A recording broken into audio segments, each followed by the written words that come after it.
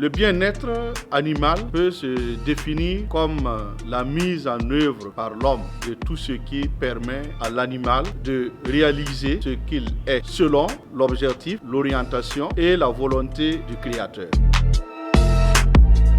Alors dans cette définition, on peut voir justement l'animal, l'homme et le créateur. Dans l'histoire de l'Église, il y a plusieurs étapes. Jusqu'au Moyen Âge, on se rend compte qu'il n'y a pas cette séparation et que l'homme et l'animal sont considérés comme des créatures de Dieu et l'homme prend soin de l'animal.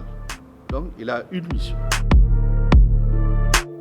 Déjà, dans la période des pères de l'Église, nous pouvons retenir Saint Maxime qui a été le premier à donner une théologie qui met en relation l'homme comme responsable de la terre et de tout ce que contient la terre, surtout en faisant ressortir que par la nature, l'homme peut atteindre Dieu. Il a l'obligation de prendre soin justement de tout ce que Dieu a mis entre ses mains. C'est lui aussi qui a donné une définition de la relation entre l'homme et son Dieu et entre l'homme et les animaux. Après lui, on peut aller jusqu'au XIIIe siècle où il y a encore un grand chantre du bien-être de l'animal.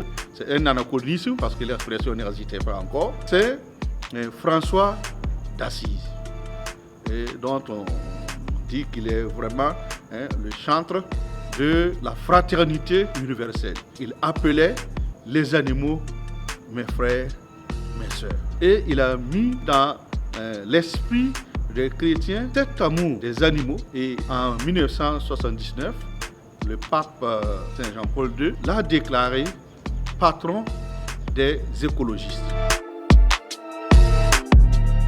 Encore aujourd'hui, dans le livre des bénédictions de l'Église catholique, il y a une bonne partie consacrée à la bénédiction des animaux. Le catéchisme de l'Église catholique, donc le nouveau catéchisme sorti donc en 92, justement, ces articles 2415 à 2418 consacrent justement ces 4 articles-là sur les animaux et dit clairement que l'homme a l'obligation de prendre soin des animaux. Il n'a pas le droit de les faire souffrir.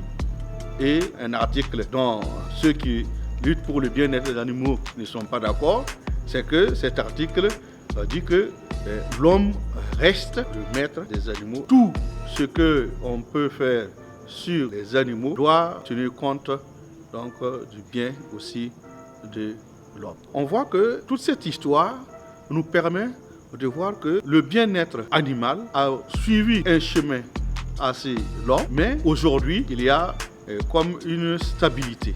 Et tout le monde reconnaît qu'il faut mettre une fin à la maltraitance des animaux, à la maltraitance de la nature en général, d'où la lettre encyclique du pape François, Laudato Si, et qui rappelle que la terre, c'est notre maison commune.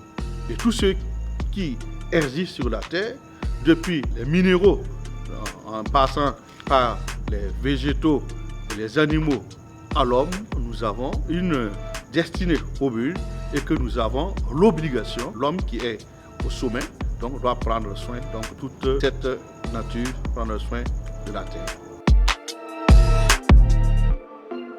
Quand on est catholique et qu'on nous élève, d'abord, il faut mettre l'animal dans les conditions où il ne sera pas stressé, dans les conditions où il doit bien manger, dans les conditions où l'environnement dans lequel on l'a mis ne l'empêche pas d'être serré et il ne doit pas être stressé. Vis-à-vis des animaux sauvages, les tenants donc, des droits des animaux vont jusqu'à dire qu'il faut interdire toute chasse, il faut interdire toute capture d'animaux sauvages.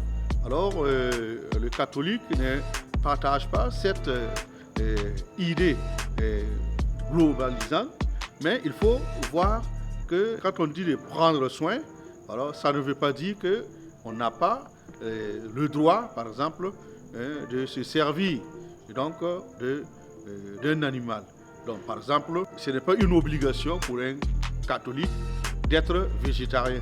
Il peut manger de la viande, il peut élever, mais bon, il doit respecter donc, la nature. Il n'y a pas de prière typique quand nous voulons abattre un animal. Alors, nous remercions Dieu qu'il a créé et bon, nous l'offrons au Seigneur comme tout ce que nous avons, toute nourriture que nous avons, nous offrons au Seigneur pour qu'il bénisse cette nourriture qui va entretenir donc, nos corps pour que nous puissions mieux donc, louer Dieu.